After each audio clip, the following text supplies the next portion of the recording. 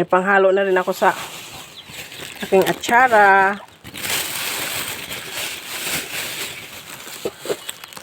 Itong gulay. Ito yung uulamin namin ngayon.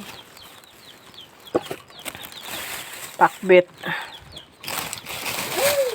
Tapos,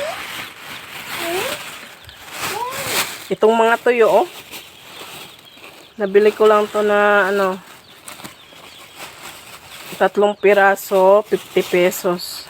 3 balot na siya. Iba't iba. No. Bye-bye. Bye-bye.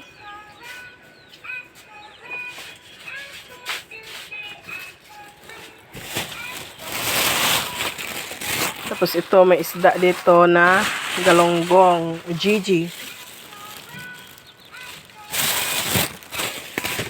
Tapos ito naman, ito, nabili ko to na 20 pesos. Isang sangkapan na siya. Ay, nako. Yun lang, carrots. At saka mantika.